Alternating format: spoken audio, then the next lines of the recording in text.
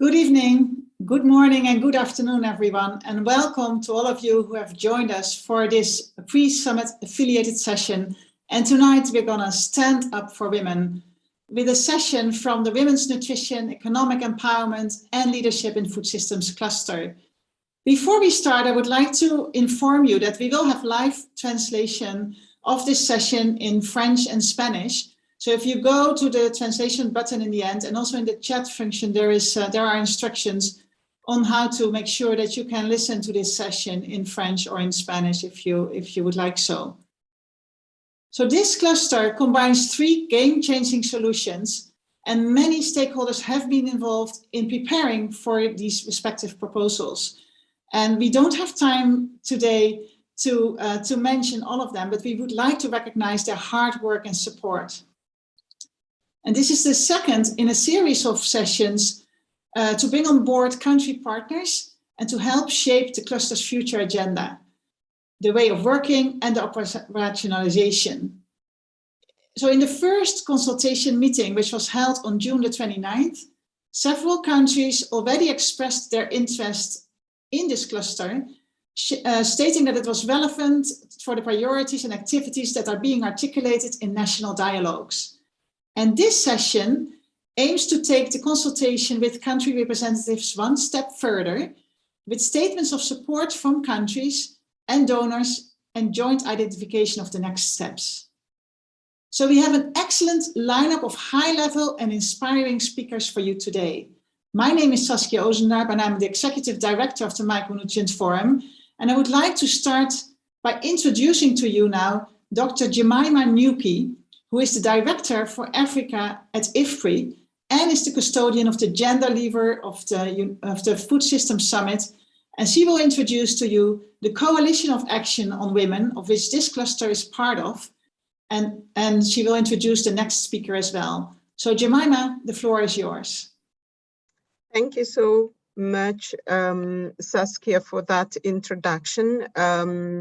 Excellencies, distinguished speakers and guests, thank you so much for joining us for this session on Standing Up for Women, where we're discussing women's nutrition, empowerment, and leadership.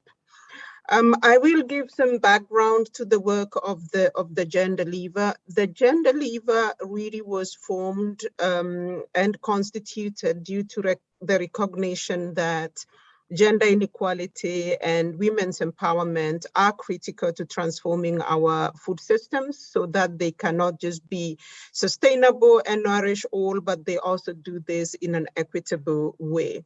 So we know that inequalities are both a cause and an outcome of unjust food systems, that women and girls continue to be disproportionately affected by chronic hunger and malnutrition, but that at the same time, our food systems have inequalities that have rendered women's voices and leadership invisible despite the roles that they play as producers, as processors, as traders, and as consumers. But also recognizing that there is a right to food as well for all groups, irrespective of what their roles are in food systems. But we also know that women are important interlocutors of household nutrition, but their own nutrition can sometimes be compromised, either due to inadequate access to food, but also social norms that limit what women can and cannot eat, and their positioning within families. So this cluster of bold actions is part of a set of a much broader group of solutions that we have been discussing as the gender lever over the last 12 months. Now, the gender lever has been working in three main ways. First, developing and working with stakeholders and mobilizing voices of women around the globe to contribute to a set of solutions that help to address gender inequalities in food systems. We've also been working with other stakeholders, especially action track leaders, to ensure that whatever game-changing ideas that they put on the table as part of the UN Food System Summit, that they are actually using a gender lens to see how those solutions, how those game-changing ideas, how they will impact the nutrition and the empowerment of women and girls. And the third thing we've been doing is really making sure that the voices of different women across the globe, indigenous women, women producers, women consumers, women working in different parts of food systems value chains, that their voices are actually part of the UN food systems process. So we have a set of solutions. I'll mention a few, but not all of them. One is to increase access to technologies and other resources that women need, either to produce or to participate meaningfully in value chains and in markets and to grow their businesses, including digital technologies.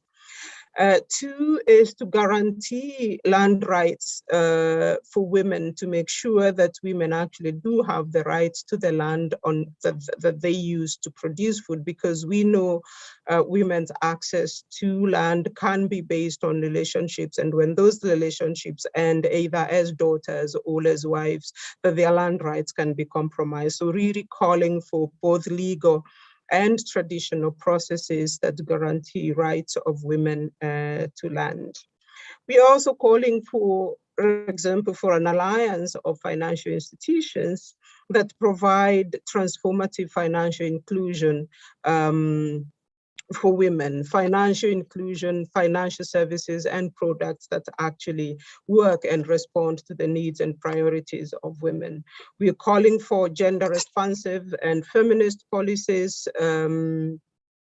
by governments that really build on gender responsive budgeting, that have gender specific outcomes and indicators for tracking progress in terms of their impact on women and girls. But also another broad set of game-changing ideas around applying transformative approaches that address the social norms, the power imbalances, cultural and gender norms that continue to act as barriers for women and girls. So there is a full set of solutions around which we are forming a coalition and calling on stakeholders, calling on member states, calling on the private sector, civil society, women's rights organizations and movements to be part of the conversation. So I'm going to speak very specifically to women's leadership in food systems organizations, because other speakers are going to talk more to the nutrition and empowerment part of this conversation. And I'm really grateful to our partners, Global Health 50/50, who've been working with us tirelessly using some of the data that they've been collecting over the years to look at how food systems organizations, or those organizations that transcend both global health and global food systems, how they're performing in terms of gender equality within their leadership, in their policies, in terms of who holds power within those organizations, but also in terms of the outcomes and the extent to which their outcomes are addressing gender equality. So the Global Health 50/50 is a regulars organizations of over 1,200 organizations, and using data for some of these organizations, this team at Global Health have helped us to come up with a Global Food 50/50. This is meant to be both an accountability mechanism for food systems organizations in terms of how well they're doing on gender equality, but it's also supposed to be a motivation for them to actually do better. Now, the analysis shows some really good news, and some not so good news in terms of how these organizations are doing. So the good news is when we look at commitment to gender equality or public declarations by organizations about their commitment to gender equality, we find that 65% of these organizations commit to gender equality for the benefit of all. In terms of internal policies, about another 67% have gender equality policies and plans with specific measures, and another about half of them have policies on diversity and inclusion. So still needs a lot of improvement, but also seeing that there is some commitment on to gender equality from these organizations. And the not so good news is in certain areas like who holds power, that the inclusion of women, the inclusion of other groups not as much. So only 25% of board chairs, for example, are women, at 25% of CEOs are women, and only 6% of CEOs and board chairs are women from low and middle income countries. So seeing some areas where there's really room for improvement. And in terms of outcomes, what this analysis shows is 54% of organizations are collecting sex disaggregated data in their reporting. So just slightly over a half of them. And so what we are doing this evening is a pre-launch of this Global Food 50/50 in terms of a brochure that is going to be available online shortly, but doing a full launch of the report during the summit in partnership with Global Health 50/50. And as you can see from this, in summary, it is really mission critical. I said this earlier in our session today, that it is mission critical that we address the issue of voices and leadership of women in food systems. And we are hoping that this coalition that we are putting together will take some of these actions forward. I would like to stop there, Saskia, but it is now my pleasure and honor to invite Dr. Leah Tandese, who's the Minister for Health of Ethiopia, where I know there's been quite a lot of progress in terms of addressing nutrition, in terms of coordinating between sectors. I heard you, Honorable Minister, speak yesterday at the sessions here in Rome. Thank you so much for joining us, and the floor is yours. Over to you.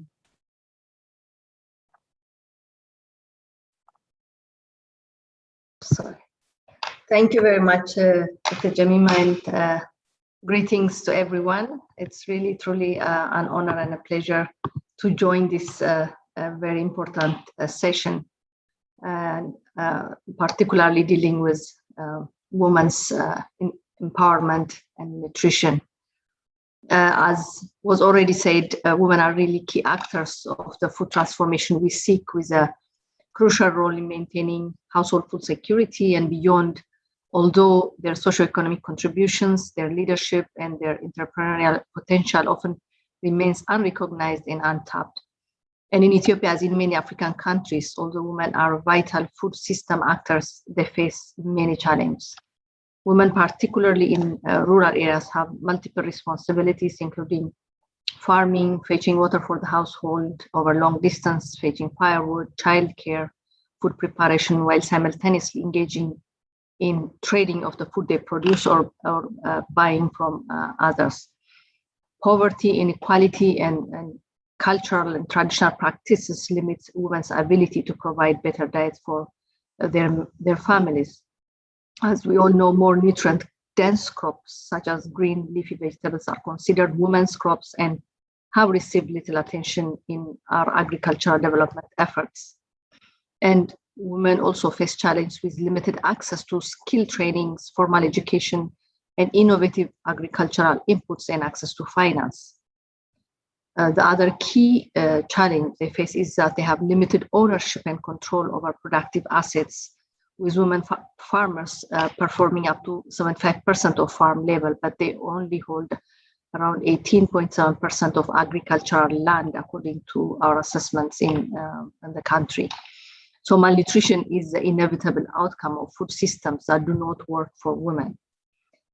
And this is also evidenced by women and children being the most affected in undernutrition and in micronutrient deficiencies.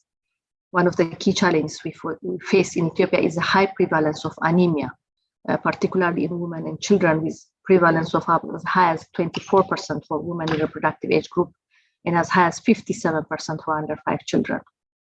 So accelerating action for women's nutrition and also its focus on micronutrients, particularly anemia, as an entry point to address women's nutrition presents an opportunity to address this more holistically and ensure that underlying causes of anemia are addressed as well. In Ethiopia, to address this, we have routine iron and folate supplementation for women in antenatal care through our primary healthcare services, which is one of our key performance indicators across the entire system up to our lowest community health extension program. And in addition, weekly iron folate supplementation to adolescent girls in and out of school is being implemented in few districts and now being scaled up to over 100 districts. So the interrelationship of nutrition and women empowerment is really clear.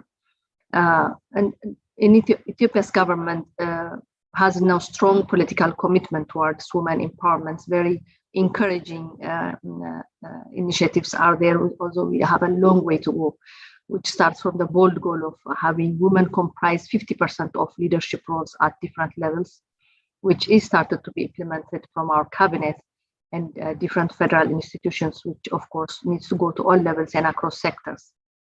There are also social and economic aspects of reform policies and initiatives to improve women empowerment, particularly improve land ownership of women, supporting women, small and medium enterprises, and also making the workplace conducive for women. Just 2 examples would be recent maternity leave has increased from 3 months to 4 months, and also a strong policy is in place now for accessing daycare centers within workplace and communities for women to enable women really contribute and work. So we have to continue to strengthen the appropriate integration of gender into planning and implementation of all our activities and support women's empowerment, particularly for rural women. And I really take this opportunity to applaud the UN Food System Summit Solution Cluster that has intertwined women's nutrition, economic empowerment, and leadership as essential for the food system transformation we envision. And accelerating action around these 3 key approaches can enable women feed their families, but also ensures that women are engaged and enabled to contribute towards the transformation we envision in food systems, because that will have a ripple effect by empowering whole communities and our nations. So on behalf of the government of Ethiopia and the Ministry of Health and myself, I really would like to thank the organizers and affirm our commitment to build on our efforts in this innovative cluster that addresses challenges women face and brings synergy to the food system transformation. Thank you so much. Thank you so much, Your Excellency, Dr. Leah Tadesse. And thank you for sharing your insights that if food systems don't work for women, it will lead to malnutrition, and applauding Ethiopia's commitment to empower women in leadership roles and across the board to make sure that that also nutritional status is being tackled in an integrated way. And thank you also for Dr. Jemima for your encouraging words and for explaining how this cluster fits into the broader coalition of action. I would like now to give the floor to Dr. Hazel Malapit. She is a senior research coordinator at IFPRI, and she's the gender lead for Action Track 1 of the Food Systems Summit. And she will explain in more detail this cluster to you and introduce the next speakers. Hazel, the floor is yours. Yes, thank you so much, Saskia. It is such a pleasure to be here today to give you a quick overview of the solution cluster on accelerating action for women's nutrition, empowerment, and leadership. And as we just heard, greater gender equity is an essential prerequisite to food systems transformation. So our big idea here is to strategically focus on 3 distinct but connected elements of gender in food systems that offer concrete, feasible, actionable, and mutually reinforcing entry points for systems change. So First, on nutrition. We know that the burden of malnutrition in all its forms fall disproportionately on women, which reinforces the vicious cycle of gender inequality. So improving women's nutrition not only addresses one of the most inequitable outcomes of food systems, but also ensures that women are healthy and able to participate in food systems transformation. The specific entry point here, as been mentioned, is a new alliance for anemia action. So the focus on anemia will bring attention to the role food systems must play to support women in accessing nutritious foods in a way that gives women a voice in the actions taken. Second, on economic empowerment, it is well established that women's empowerment correlate with better nutrition and other economic benefits. So the specific entry points here are hubs designed to support women-led enterprises, generating income through production and value chain activities, focusing on vulnerable women producing nutritious crops, especially indigenous crops, thus leveraging women's already important yet marginalized role in this area. And then third, on leadership, as we heard from Jemima, women's voices are typically missing from decision-making processes in the food system. And so the specific entry point here, as we heard, is to create accountability for food systems organizations to appoint women as leaders, to enact gender-responsive internal policies, and be accountable for gender outcomes through this global food 50-50 reporting mechanism. Next slide, please. So we believe that taking these three actions forward in a coherent, interconnected way will create a multiplier effect to achieve mutual complementarities and synergies. So the Alliance for Anemia Actions proposes a coordinated multi-sectoral response to the multiple causes of anemia, combining food systems, health systems, and environmental approaches. It may also act as an entry point to other forms of malnutrition experienced by women, including obesity and diet-related non-communicable diseases, given that anemia is found in women across the underweight to overweight spectrum. And then next, increased income and decision-making about that income is one of the most important interventions for improving women's diets. So this would be one of the multiple benefits of the hubs, which include, for example, regional level incubators and challenge funds to empower community level leaders of women's food system enterprises. So these hubs will support enterprises that are focused on profitable, nutritious foods, including indigenous crops, and will enable women to generate income, feed themselves and their families, and increase local access to nutritious foods. They also aim to be transformative by changing social norms and mindsets. So for example, if women gain decision-making power and acquire feelings of self-respect and self-efficacy, this could catalyze further changes. For example, opening up opportunities to form self-help groups and to receive extension finance and other services.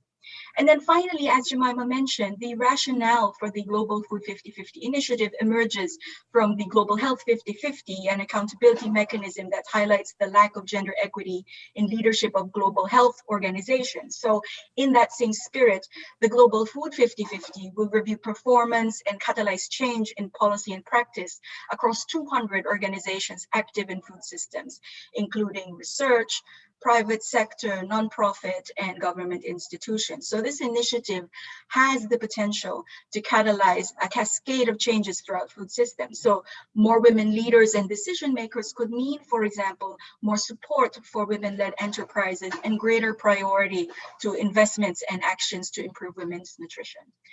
Thank you, so I'll end there. And now I'd like to introduce Professor Corinna Hawkes, who is the director at the Center for Food Policy at City University of London and was responsible for the Nutritious Foods Working Group of Action Track 1 of the UN Food Systems Summit.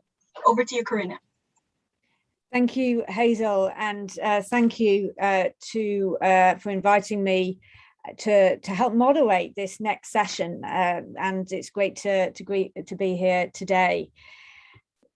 So we're now going to have a session where we're going to have 3 countries, and those countries will be discussing, Kenya, India, and the United States, how the solutions which Hazel just laid out for you, how those solutions align with existing priorities in countries. So we're going to start with Maureen Muketha from Kenya, who is the founder of Tulevemia. And she will tell you a bit more in her video about what she's doing on the issues of women enterprises. If you could start Maureen's video, thank you. Hello everyone. Women's nutrition and economic empowerment in food systems is an area that has a soft spot in my heart. Currently, food systems fail to deliver to the world's most nutritionally and financially vulnerable population. Low, variable, and unpredictable income limit the foods that women can be able to afford and access. This leads to inadequate intake of nutritious foods, placing the women and consequently their children at risk of malnutrition. My name is Maureen Muketha. I am a youth leader of the Act for Food, Act for Change campaign and the founder of Tulevemia. Tulevemia is a Swahili word for Let's Eat Right. Tulevemia is an organization that equips young women with technical skills through training them how to set up kitchen gardens or vertical gardens to cultivate indigenous vegetables for their household consumption and sale of the surplus to meet other household needs. This cluster of women's nutrition, economic empowerment, and leadership in food systems perfectly works to strengthen Kenya's food systems. When we look at the idea of women enterprise hubs, it envisions to have capacity building fora and activities such as improve access to seeds of nutritious foods, as well as marketing of these foods, not forgetting peer-to-peer learning, which is a critical aspect. The Alliance in Anemia Action seeks to address iron deficiency anemia through improving access to safe and nutritious foods. Iron deficiency anemia in Kenya is actually one of the micronutrient public health concern. This action may also be a low-hanging fruit to improve other forms of malnutrition, such as obesity, which accounts for 33% of women of reproductive age. A famous quote by James Charlton says, "Nothing for us without us." I believe with women in nutrition leadership, development and streamlining of policies will be more gender responsive, therefore improved nutrition among women. With this, I therefore invite you to this cluster and work towards actioning and implementing this in your respective countries. Thank you.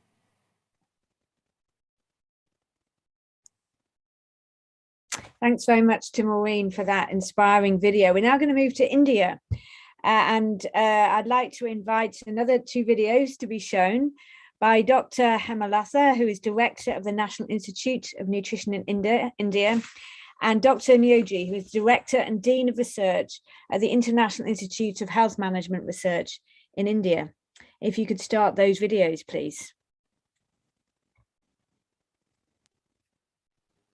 Hello, greetings from ICMR National Institute of Nutrition. Anemia has been a persistent problem in India despite strong policy and program commitments from the government. In 2018, Anemia Mukt Bharat was launched by the government of India, which envisages to reduce anemia aggressively through a set of 666 strategies, like 6 groups of beneficiaries, 6 types of interventions, 6 performance indicators, etc. The Anemia Mukt Bharat aims 30% reduction by 2022 among children, adolescents, pregnant and lactating women, and women of reproductive age, covering 450 million beneficiaries. The Indian government has policies centered on nutrition education through programs such as the National Rural Health Mission, Integrated Child Development Services, and Anemia Mukt Bharat. However, social and behavioral change communication will work only when accessibility and affordability of nutrient-rich foods are made possible for women and children. Good nutrition is elusive to most women in India. Studies have shown that she is responsible for completing the majority of unpaid work in the home. Women are expected to prioritize the health of their family over their home, thus affecting their health care. And moreover, women lack time to visit Anganwadi centers to obtain iron supplements. As per recent studies, women's autonomy to lead the household to seek healthcare is also limited. Empowering women with education and control over income can play a crucial role in shaping her status that can result in improving health and nutrition outcomes for women and children. Hello everyone, greetings from India. We know that Anemia Mukt Bharat or Anemia Free India is India's flagship program. One of the key strategies here is to strengthen the institutional mechanisms which are set up at the national, the state and the district levels. In order to facilitate the activities, the steering committee for Anemia Mukt Bharat has been created, which is headed by the Secretary, Ministry of Health and Family Welfare, and that committee is represented by several departments as the Secretaries of Women and Child Development, Human Resource Development, Department of Drinking Water and Sanitation, Ministry of Rural Development, Ministry of Panchayati Raj, and Ministry of Tribal Affairs. They are members of this particular group. Inter-ministerial convergence is also being ensured via the existing convergence platform under Poshan Abhiyan. Poshan stands for Prime Minister's overarching scheme for holistic nutrition, or in short, the National Nutrition Mission. The approach laid out in these documents and strategy notes are very gender inclusive and gender empowering. There are several schemes available to support women-led food enterprises to produce nutrient-rich foods using locally available food items. This not only would lead to women empowerment, but also lead to the availability of nutritious food available at their doorsteps. So we understand that anemia is a reflection of overall status of nutrition, for which food safety, food security, nutritional diversification, every component play some or the other role. And success of anemia related programs is intricately related to all these components which are aptly covered under Poshan Abhiyan. Thank you. Thank you so much for those videos from those speakers. And in Kenya and India, we've heard about the alignment with the priorities set out in this cluster, and with women's enterprise from a view from Kenya, and from India, the alignment with anemia. So I'd now like to turn to Meredith Sewell, who is the lead Inclusive Development Division of the Bureau for Resilience and Food Security at USAID, to talk live.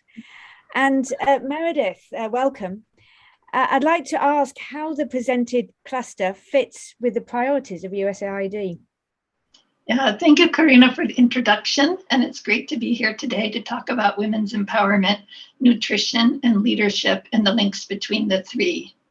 The United States is deeply committed to advancing gender equality and women's empowerment globally and within food systems. And we know that agriculture and food systems are the key to empowering women worldwide and to ending poverty and hunger, which hold women back from reaching their full potential. And women cannot reach their full potential as entrepreneurs, leaders, and mothers, and all the many roles that women play without proper nutrition. Due to anemia, millions of women suffer from greater fatigue, leading to lower work productivity and a poorer quality of life. That is why anemia reduction is an important focus of our work, and it requires coordinated action in several sectors, mainly health and food systems. As we address anemia, women will be further fortified to lead as entrepreneurs and throughout food system organizations. For women's enterprises, the US government recognizes the private sector as a key contributor to transformed food systems, and women need additional support to become entrepreneurs that are leading that transformation. Programs that provide support to women for their specific needs, including digital access, solutions to unpaid care, and access to finance and markets, must be expanded, as is recommended by this solution cluster. As one example, we support AGRA's Value for Her initiative that aims to increase value for women in agribusiness. Also, national laws or regulations that inhibit women's ability to establish and grow businesses must also be examined and changed. And we must also change from within in the organizations where we work on global food systems. In the United States, the Biden-Harris administration takes gender and diversity within our federal agencies' workforce and programs very seriously. The administration has established a White House Gender Policy Council with a mandate to advance equal rights and opportunities for all, regardless of gender or gender identity, in domestic and foreign policy, including by promoting workplace diversity and inclusion across the federal workforce. We're really pleased to see the pilot brochure of the Global Food 50/50 Index that Jemima and Hazel highlighted, and look forward to seeing what can be achieved by assessing how food systems organizations are measuring up to their gender commitments. We believe this report will spur action and increase accountability for gender equality in food systems institutions, increasing diversity and leadership roles for women. Thank you. Thank you so much, Meredith, for those comments and for sharing with you how the work that you are doing is aligned with what is proposed in this interlinkage of solutions in this cluster. So thank you very much indeed. We will need to move on now to the next part of this session, which is statements of support by governments, or statements by governments around the commitments that they are making in this area. What we want to know and what we want to understand is what commitments a country is already making that align with these proposed solutions. What is going on in countries? And so I'm delighted to welcome Dr. Faru Lema, Senior Advisor to the Minister of Health in Ethiopia and the Scaling Up Nutrition Focal Point in Ethiopia. Welcome. And Dr. Freddie Mubanga, the Sun Focal Point and the Deputy Director for the National Food and Nutrition Commission in Zambia. If you could put on your video and sound, Mr. Mubanga, that would be wonderful. Thank you. So thanks very much for joining us. So if I could turn to you first, Dr. Lema, what commitments have you made in Ethiopia that are already aligned with this cluster?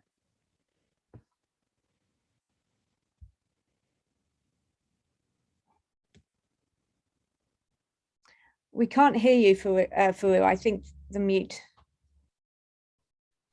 Thank you very much. Sorry. Yeah, Ethiopia has a unique platform that is called the Women Development Army, which actually arms women to help them change the health and nutrition of themselves and their families. So we are planning to use these, and we have accommodated one of the game changers. We have launched on July 15 as a game changer that aligns with this platform, and it also has a sustained awareness creation and also food and nutrition literacy to help change the consumers that they consume nutrition diets, foods, and safe foods using the Women's Development Army, and change them to women empowerment as well as food system leadership. So Women Development Army in Ethiopia are at community level, at grassroots level, and they have been working particularly focusing on health and nutrition, but using their experience, which has shown that they are well accepted and have changed mothers to help care for children and health as well as maternal health and nutrition. We are engaging these development army, which are leading a 1 to 5 group arranged to a 1 to 30 group. And these women are model families, and their deliveries have been quite very interesting because the child health and nutrition, as well as mother's reproductive health, has been quite improved when they are development army members. So we are using these to align with the food system transformation plan and engage them based on what the training they have, modify so that they could have an income generating activity linked within the existing training system, as well as engage as leaders for advocacy towards working to transform the food system they are living with and being developed. So that's what, and one of the anemia cases, which is also a high issue in Ethiopia, will hopefully be addressed through the existing communication abilities of Women Development Army and their engagement within their neighbors and communities at large. All in all, I think Ethiopia is committed and has support of the cluster of solutions that have been identified. And we have already positioned our to contextualize these within our game changers, and we hope to be working with you and continue the support of doing what we are already doing and hit the road running in terms of women empowerment, nutrition, and leadership. Thank you.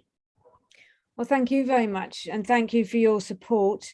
And thank you for the work that you're doing in Ethiopia, which I have to say sounds fascinating and incredibly important, and clearly very game-changing and inspiring for us as well.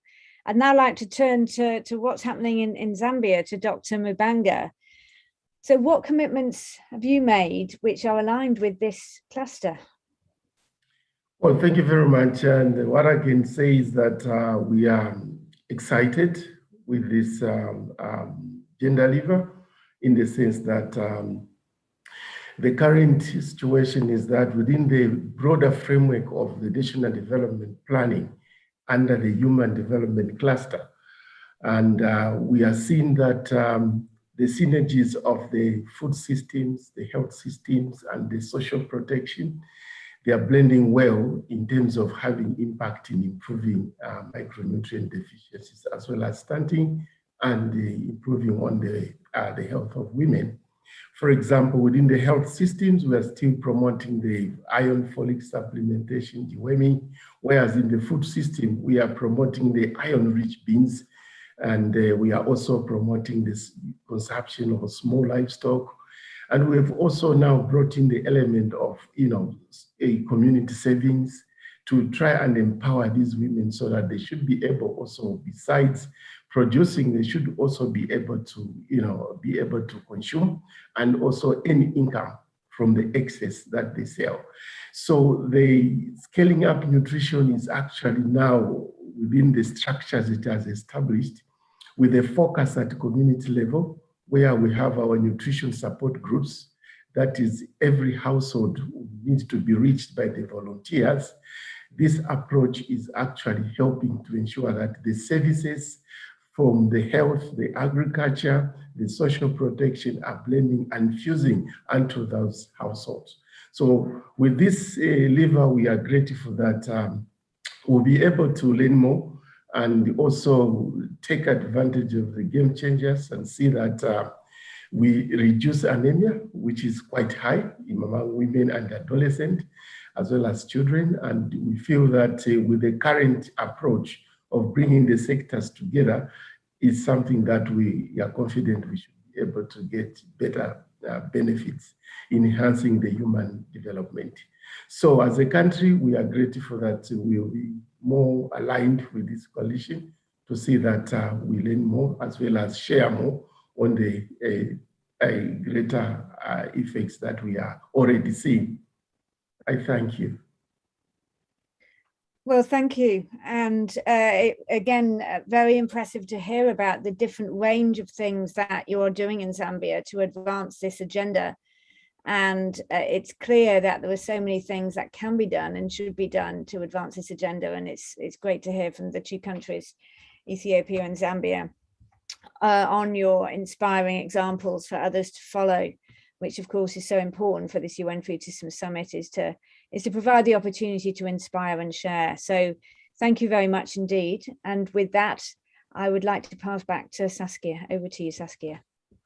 Yes, thank you, Karina, and thanks to all the previous speakers and for the interesting statements of support and lessons already learned from countries, particularly Ethiopia and Zambia, who are leading the way. And we would like to, we're running short of time, but we would like to still give the floor to you, the participants of this session, and ask you, to share your perspectives regarding this cluster and its relevance for you.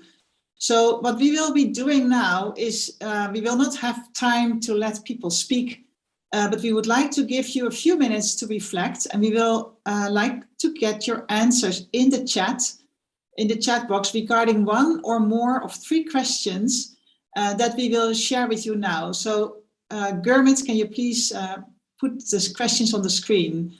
And we would like to let you know that we will use your thoughts and summarize them as a source of inspiration and to further develop this cluster and into the coalition of action. But we will of course not use any reference relevant to your name or your affiliation or your country. So here are the questions. The first one is, which part of this solution cluster fits with initiatives in your country and how does it fit? The second question is, what entry points do you see for operationalizing this cluster in your country?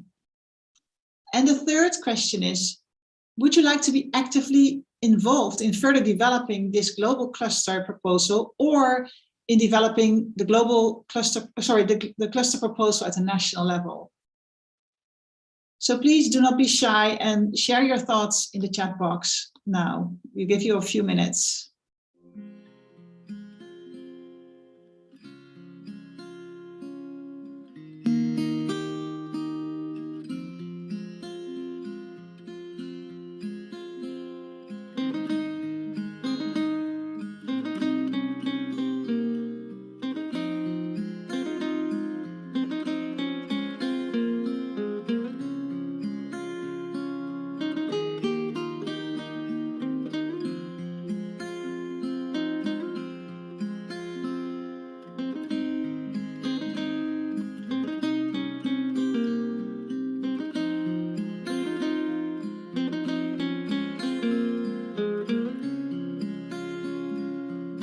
Thank you, Shushibi Kobe from Nigeria, for sharing with us the work that you do in Northeast Nigeria on women nutrition. We'd like to hear from more of you if that's possible. You don't need to answer all the questions. You can pick the one you prefer.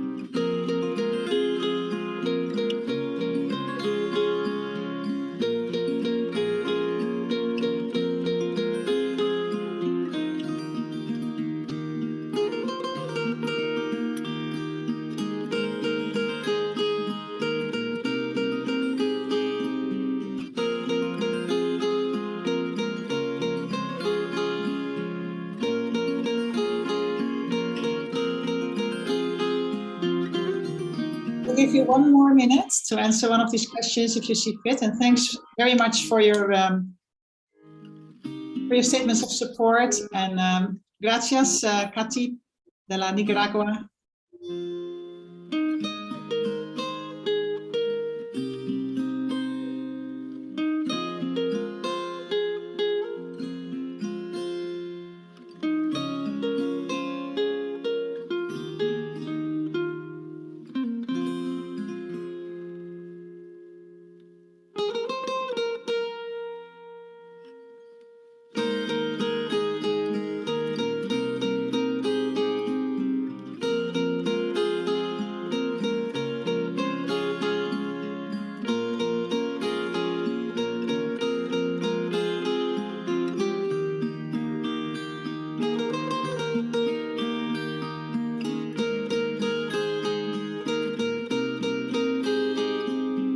everyone. Kermit, can you stop the music?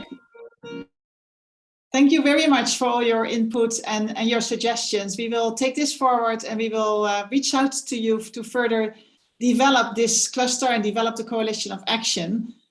I would like to thank all the speakers and the moderator and participants for their lively engagement after this powerful session where we were standing up for women. And it's especially heartening to hear from all of you and read how the proposals in this cluster really resonate with you, and that the elements of this cluster are being integrated into the country commitments to the Food Systems Summit. So in the 2 months remaining before the summit in September, we encourage countries to do the following: to step up and commit to women nutrition, women's economic empowerment, and women's leadership in their journey forward towards more gender equitable food systems, to integrate dedicated actions and investments on these areas into your national action dialogue processes, and to inform us about your intents and let us know if you would like to have support. And finally, to coordinate and communicate your national priorities so that they guide the summit's work and actively engage in the development of this coalition of action on making food systems work for women and girls that Jemima Newkey highlighted in her introduction. So from our end, our next steps are, and our commitments to you are, that we will bring additional stakeholders on board for this cluster and in its specific work areas. And we will elaborate more detailed work plans, especially regarding the operationalization of this cluster at country level. And then a specific point on the action, the Alliance for Anemia Actions, and I know that both Dr. Freddie Munganga and Dr. Farulema refer to that in their country context in Ethiopia and in Zambia, because this game-changing solution brings food, social protection, health and environment sectors together, and therefore the proposal will be further developed beyond the Food Systems Summit towards the Nutrition for Growth Summit in December. So we encourage countries to address the food systems solutions through the Food Systems Summit, and then to continue participating in the discussions and the dialogues to develop a multi-sectoral approach to anemia reduction with commitments at the Nutrition for Growth Summit in December. So finally, I would like to encourage you all to let us know, if you have not done yet through the chat box, about your interest to actively participate in the development of this cluster and in the coalition of action. And the full concept note of this cluster is available on the summit's website and will be shared through this chat. And we will also make the recording of this cluster available to you through YouTube and through the social media channels. And with this, I would like to end today's event, and I would like to thank you very much for all your active participation. And I'll see you next time. Bye-bye.